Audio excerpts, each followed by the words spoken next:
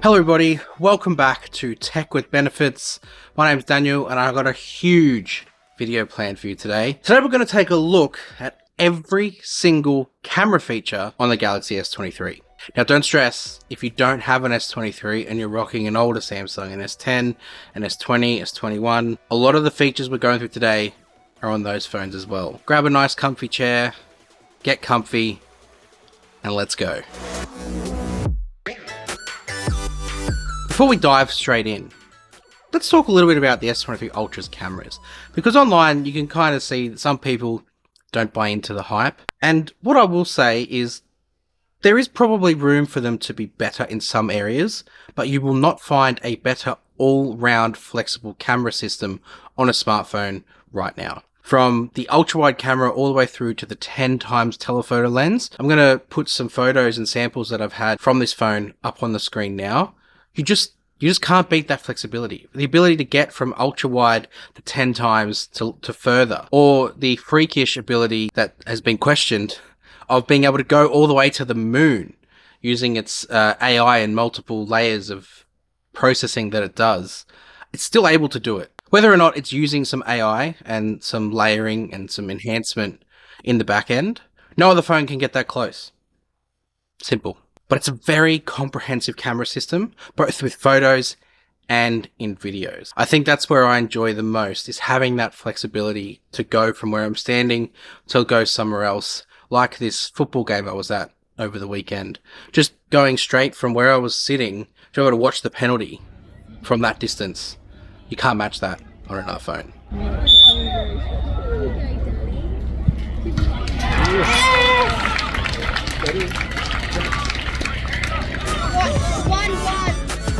Alright, now for the main event. Where we're going to start is with photos, because Samsung pitches the S series in particular as a photo-centric device, or at least it has in the past. They're definitely shifting in the video direction now. But with its photography capability, you've got a ton of different camera modes on the S23 and on Samsung phones in general. So we're going to start with the one that greets you the moment you launch the camera, photo mode. Now, photo mode has, on the surface, quite a simple layout. You've got all of the zooms that you can see, and with the S23 Ultra that I am using to demonstrate, you have the ultra wide all the way through to the 10 times, and of course, going beyond that with digital zoom. But that sort of tells like only a fraction of the story with what you can do in photo mode itself. So I'll start with the ultra wide. The ultra wide camera on the S23 Ultra in particular, now this is definitely an ultra thing. From the S21 Ultra through to the S23 Ultra, the ultra-wide camera has macro capabilities. And that is because it's using dual pixel autofocus paired with the laser autofocus module, so it can actually differentiate the distance between itself and the object that you're taking a photo of. You can get really close to something and be able to capture a really sharp, detailed photo. And baked into that whole experience is, if you are using the main camera, as soon as you get too close to a subject, it will turn on something called focus enhancer, which actually automatically switches to the same field of view as the 1x camera, but it's actually using the ultra wide camera. And because that has a closer focusing distance paired with that laser autofocus module, it allows you to get a more detailed photo with everything in focus instead of the blur that the main camera can give you, because it's a different size sensor. It's larger. You can turn that off. There's a little button and toggle to turn that on and off, depending on what you're taking a photo of. It might be worth keeping it on, but there are the instances where you might want that natural radial blur going off in the background. Moving on from there, you do have the 1x camera, which has the capability with the S23 Ultra again to go up to 200 megapixel. What you'll find though is Samsung does have a high resolution sensor on most of their phones, even if you're using an A series. The new A54 has a 50 megapixel main camera. So you can at the top switch to the different resolutions that you want to use or change the aspect ratio. Here's a hot take. I don't like or rate when I see people extending the aspect ratio to the full length of their display. They think it's giving them more of the photo. It's actually not. It's cropping into the sensor to that part and actually reducing the quality. So please don't do that. Now, this main camera is the one you'll probably be using the most. it has all of the resolution, all of the detail, the large sensor size, and just gives you a really nice balance to your photos. The reason why you're probably getting a nice balance or things are punchier is Samsung has a feature called Scene Optimizer.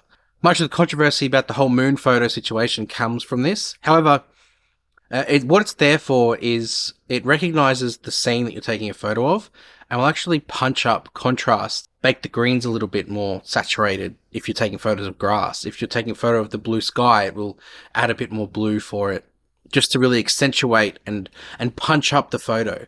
A lot of people tend to do this type of editing post taking photos anyway. To me, it just makes so much more sense to let your phone do it for you. You can, again, turn this off if you like. You will notice some subtle differences in some of the photos you take. To be honest, you're better off just leaving it on. It does a really, really good job. What you've also got in standard camera mode is motion photo. Motion photo, I kind of spoke about it a little bit in the first video I made, the first 23 things to do with the S23 Ultra. Basically, it just captures a few seconds of footage before you take your photo and then allows you to save that as a video or go back through it and save a different frame from that shot as your photo instead. Another one from that first 23 things video is shot suggestions. This feature just basically, again, using some AI, will give you the best possible composition for your photo. Shows you where to put the camera, lines it up for you, says you're good to go, you take the photo, you're done. But that's effectively about it for the main photo mode. Let's move on. Next, I want to cover portrait photos. And I think this is like a key battleground for a lot of smartphones now. And the reason why it is because every single smartphone reviewer does a camera comparison with portrait mode. So naturally, smartphone companies are going to put more emphasis onto portrait mode because that's the one that gets tested a lot. And I think it's fair to say Samsung's portrait mode is up there with the best or close to the best portrait mode you can get on a smartphone today. They've got the capability to shoot with both the 1x camera and the 3x. And the 3x is a really nice close-in field of view with portrait photography. So I tend to use that one quite a bit. The best camera is the 1x because that's the best camera on the phone comfortably. It's easy enough to use that if you can get close enough to your subject. The thing I like with Samsung's portrait mode is the different effects that they bring. And the great thing is you can adjust these effects before you take the photo, and you can see the catalog of different effects that you can choose from. There's a lot of them in there, but you also can adjust them afterwards. So personally, I really just like to take the portrait photo in the standard natural blur that it gives you, and then you can go back in afterwards and tinker with it to your heart's content. And you don't have to save it as the same version. You can save it as a copy so you can keep both versions of the file. My favorite one is the studio. I go in there and you actually have an option to sort of direct some studio lighting onto the face, and then you can use the brightness slider to sort of increase or decrease the brightness on the face. But there is other ones in there, lots of fun ones, lots of bit more serious looking type ones. To be honest, stick with the natural blur or the studio. They're going to give you the best results from the camera. Something else though that portrait mode has added in is night portraits. And it's not just night portraits in the sense that it's just a better sensor so it takes better low light photos. It's more in the sense that they've actually integrated night mode into portrait mode. So if it detects lower light, in the same way night mode works, which we'll get to after this, you will be able to dial in with a longer exposure time. Well, it's not really longer exposure time, is it? It's more stacking multiple frames on top of each other and then giving you a brighter, sharper image at the end result. And it looks pretty good. As I said before, night mode. So night mode, again, was a battleground that smartphones have been going through alongside portrait mode. Night mode on Samsung's anyway started with S10. It was terrible. The problem with it was Samsung decided when to turn it on, so you had no control. So basically you just had to hope that the camera knew what it was doing and activated night mode if it felt it was dark enough.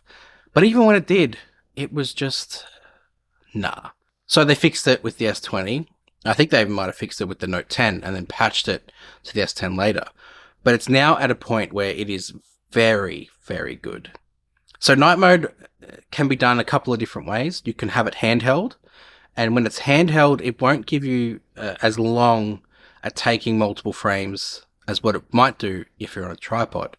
So some examples that I've got here, it's very early in the morning, so it's still pitch black outside. You can see I've taken a non-night mode photo, and then I've gone into night mode and taken a night mode photo. And look, some people say, oh, I don't want my night mode shots to look like daytime. That's kind of the point of night mode. So if you don't like them looking bright, then just don't use it. But if you do like to bring out the detail of your photo, if it is too dark to see, then night mode is the one for you. The best part is Samsung gives you an option to max out however long it can take photos for with handheld mode turned on. So you can go and force that on. And you also have the option to use the multiple different cameras. So you've got the ultra wide again, all the way through to the 10 times. And the 10 times is a bit more trickier handheld. It will, obviously, with that magnification, it can be hard to keep the phone stable and not have any micro sort of movements impact it. Best to use a tripod with 10 times.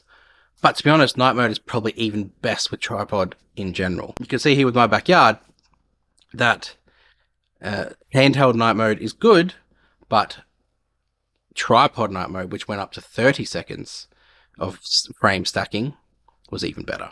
Next up on the camera mode list for photos is single take. Now, I've already done a full video on single take, so I think I'm going to let that video do the talking. So I'm going to chuck the card up here for you to go take a look at. All I will say with it right now is it's a very smart and capable camera feature, and it almost blends photos and videos into one feature. So go check that out after this video is done. Okay, so diving into more camera features for photos is Pro Mode. Now, a lot of people ask about Pro Mode, just in general. How can I have more control over my photos? Or what can I do to make sure my photos in Pro Mode aren't overblown? Well, to just break down Pro Mode first. Pro Mode is Samsung's camera feature that has been around for the longest time, which allows you to tinker with your settings of your photos before you take them, in the same vein that you would with a standard professional camera. Now, obviously, it's not going to give you as much control because professional cameras have more settings to dial into, but you've got things like your ISO or ISO, whatever photographers want to call it. You have your shutter speed. Once you've adjusted those, you can also see what the exposure value is. If it's sitting around the 0, you kind of got a good balance. However, if you're either minus or plus, you kind of need to tinker with it. However, that depends on the type of effect you're going for. In Pro Mode down there as well, you also have your white balance, so you can adjust the color with the slider as well. But again, all before you take your photo. Also there too is you have a manual focus slider. So you can choose whether you want your focus peaking to happen close or middle or off in the distance.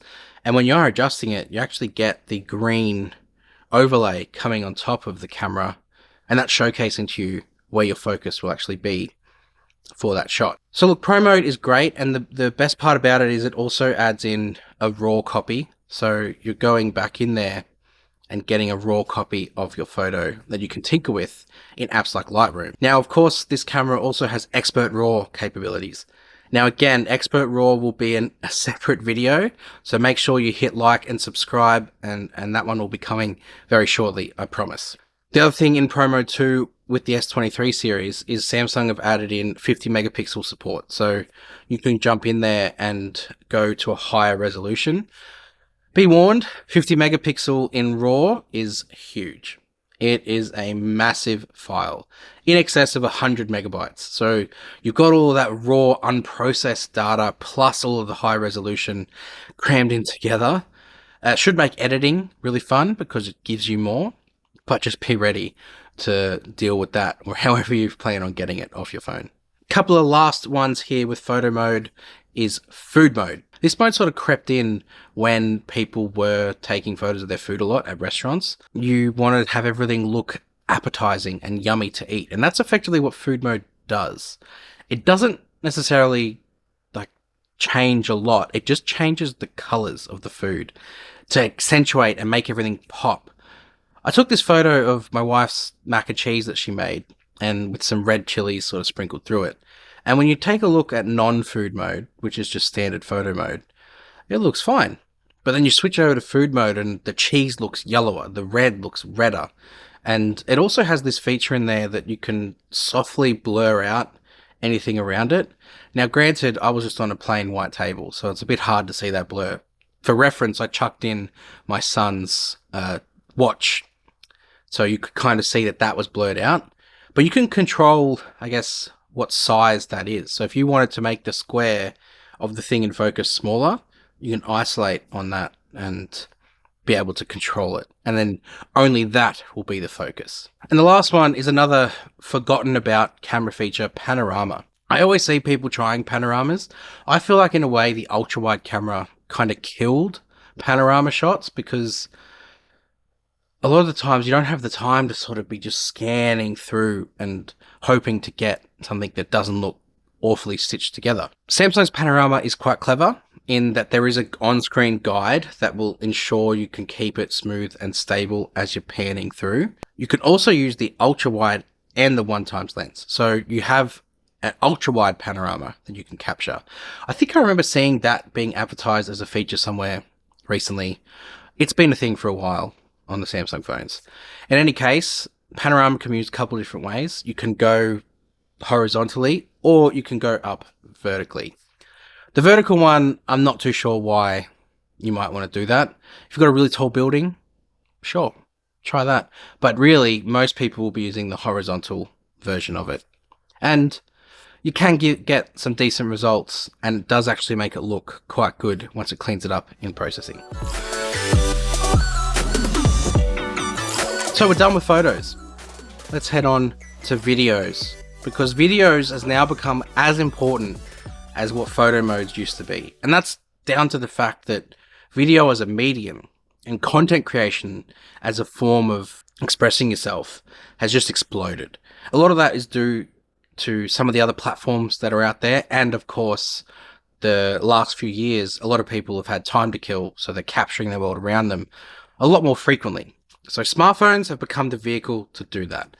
So in response to that, Samsung has had to ensure that there's video modes to cater for everyone's specific needs. And I think that's what Samsung do quite well, is they just throw a lot of modes out there. If there's no third-party apps to support something, Samsung will make it themselves. So let's start though with the standard video mode, because there's a lot even in that mode itself that allows you to be creative and control your content. Starting with, of course, the zooms. With multiple cameras now, you have the flexibility to get that different zoom. While, like I spoke about at the start of the video, the ability to go from where you're standing to 10 times zoom, it's unmatched. And it just gives you so much pleasure in being able to do that.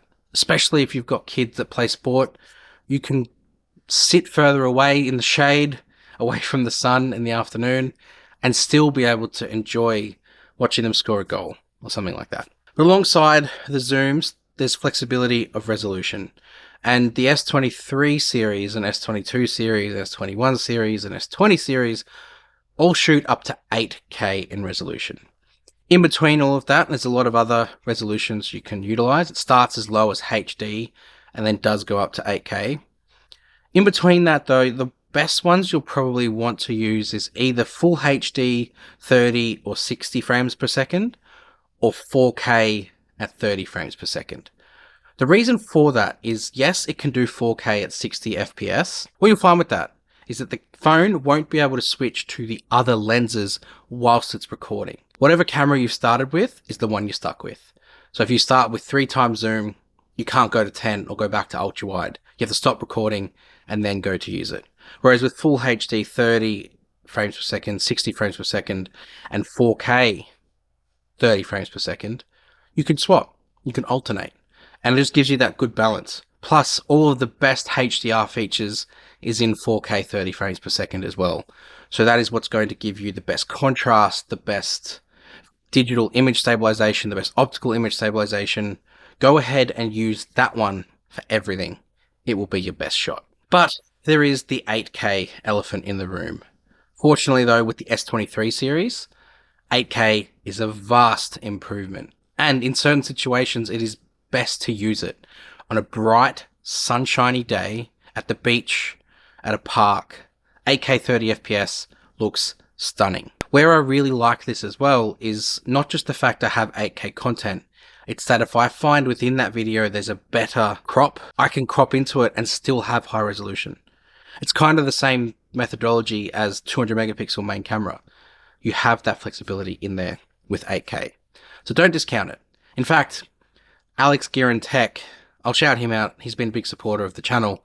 He has an incredible 8K 24 FPS cinematic video that he shot on his YouTube channel. I'll put the link down in the description below. Go and check that out because it is stunning what you're actually able to do with 8K on the S23. The other part to this video mode, and it's a very tangible, practical feature, is auto framing. Samsung introduced auto framing as a feature with the Flip series, actually. Because this Flip had a hinge that could stand on its own, it gave you the capability to put the phone like a tripod somewhere and let it kind of follow you and track you around the room. Over time, it's improved as a feature, and it's now not just on the Flip and Fold series, it's on the S series as well. So you can use this handheld. I don't recommend it because of its ability. It jumps and moves around quite quickly. It's best to have it on a tripod.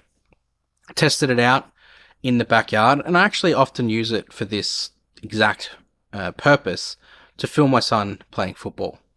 He likes to score goals and he's active and moves around. So with auto framing turned on, I don't have to touch the phone. I simply put it on the tripod, and the phone with its cameras will actually zoom in and move in and around onto him as he's moving.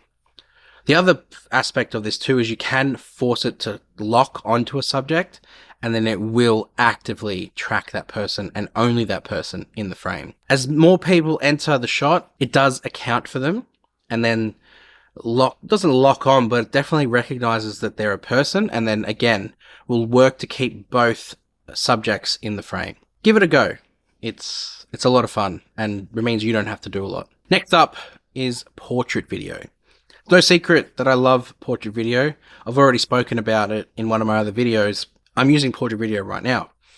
But where portrait video really sort of stems into its own is, again, same way with portrait photos, it's flexibility. 1x and 3x camera support. And you also, again, have all of the effects that you've had before. Now, the difference with these effects versus the other ones is A, there's not as many. But B, you can only adjust these before and during recording. Once you've hit stop and the video is saved, the ability to edit that bokeh or that effect disappears. So make sure you're getting the right effect loaded in.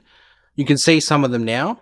Again, much like the portrait photos, your blur is your best option. The next video feature is Director's View. Director's View got introduced a few years ago. In fact, it was meant to launch a year earlier than the S21 Ultra, but the processor just wasn't ready yet to handle it. So the S21 Ultra launched with Director's View, and it's evolved ever since. This year's version of Director's View is much like last year's. In fact, it's exactly the same as last year's.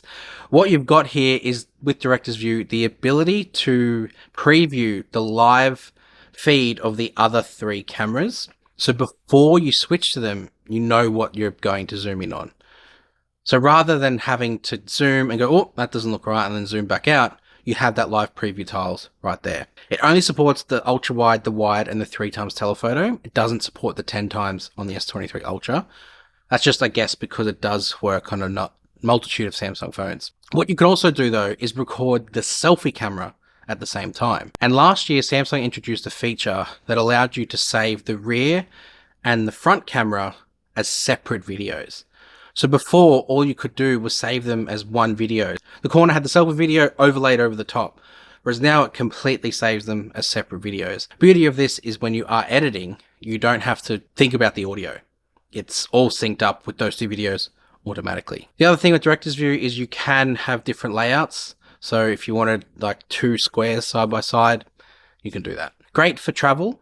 If you're filming a travel vlog, you can record your reaction to something as well as the actual moment that's taking place. In video mode 2, you also have Pro Video. I won't go over, again, the Pro stuff. A lot of the same controls down the bottom are the same as they were in Pro photography mode. You also have resolutions. You have more resolutions up here. You have the addition of every resolution in 24 frames per second, which is that cinematic type frame rate, but apparently the wrong one, if you ask Marques Brownlee. You also have full HD at 120 frames per second.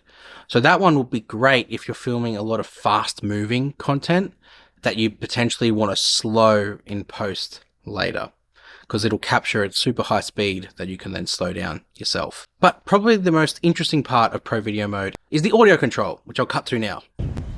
My favorite part of Pro Video Mode is the microphone control. So I'm going to start recording with Omni. So Omni uses a combination of all three of the microphones on the S23 Ultra.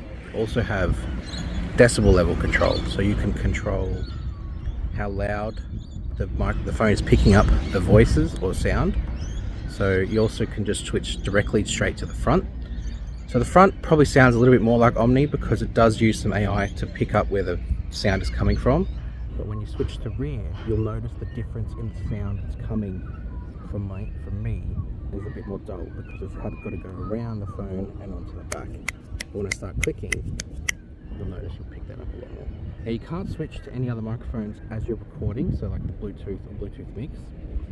So if I stop and we go to Bluetooth first, Bluetooth will just be using the Galaxy Buds 2 Pro, and they're okay. The benefits of this is I can sort of step away from the phone and still get the same quality of sound because I've not gone too far.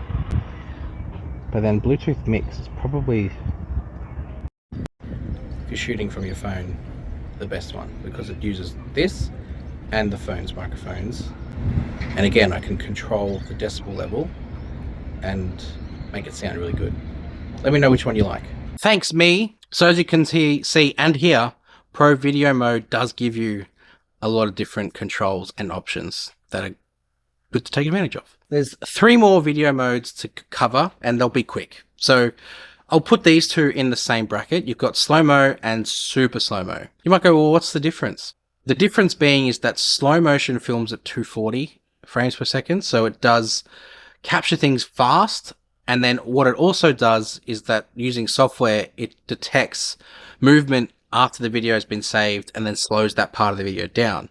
However, because it's all shot at the same frame rate, you can go back into it later and manually sort of dictate which parts of the video should be slow. Super slow-mo is 960 frames per second. And this was introduced with the S9 and it worked pretty good. It couldn't work in extreme low light or just regular light. It had to be outdoors. And it also couldn't work in very high resolution. It was 720p. Nothing has changed. I think it's pretty much the same. The difference with it here is that you can, as soon as you press the record button, it starts to record the moment, and it's only a real fraction of a second. It doesn't capture a lot.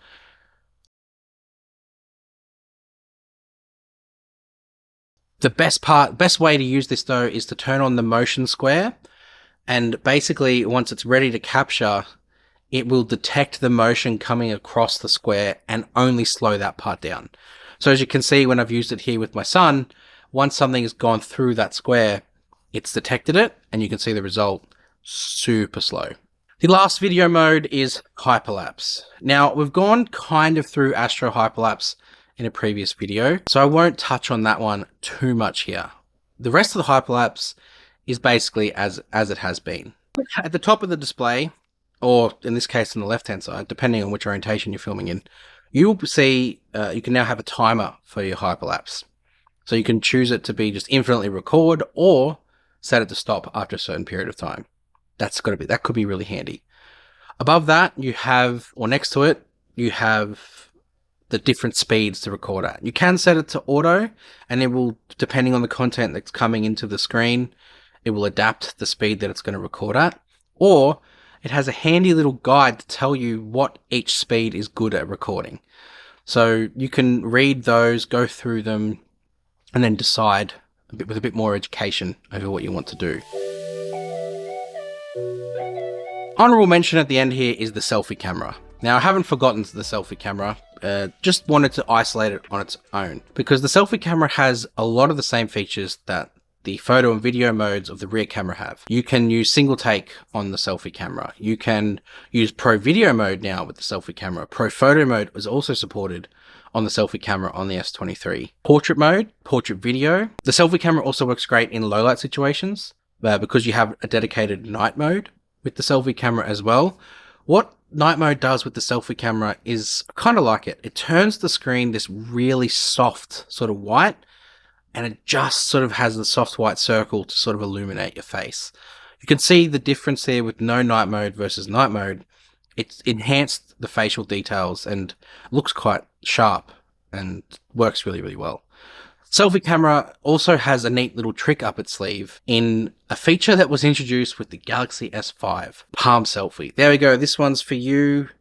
You guys all know who it's for. If you're watching, you'll know who I'm talking to. Palm Selfie is basically just this neat little trick that allows you to show your palm to your camera. It will recognize it, turn on a countdown timer, and snap the photo. Simple. Really handy if you can't reach to get to the shutter button, or if you just want to show off. Another way to show off is to actually talk to your camera. So it has the capability, and I'll play the tape now so you can see the different voice commands you can send it to work. Smile. Cheese.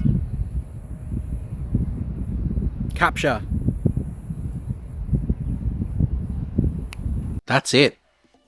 Like I said, this was a long video, and I did put chapters in, and it's probably no good telling you at the end of the video that there's chapters in, but if you're sending it to someone else, just let them know ahead of time. There's a lot there. So look, you can feel free to come back and reference this video anytime that you want to know a little bit more about a certain feature. Ask me in the comments if you want something clarified as well. There's probably something I didn't quite mention about some of the different camera modes that are there. Happy to chat in the comments. Also come and find me on Instagram and Twitter. Love engaging in a bit of tech conversation on Twitter. And as I mentioned earlier, subscribe. Really enjoying the community I'm building here. Want to see it continue, and hopefully you can become part of it. But that's it for this week. Thank you very much. And I'll see you in the next video. Yoo!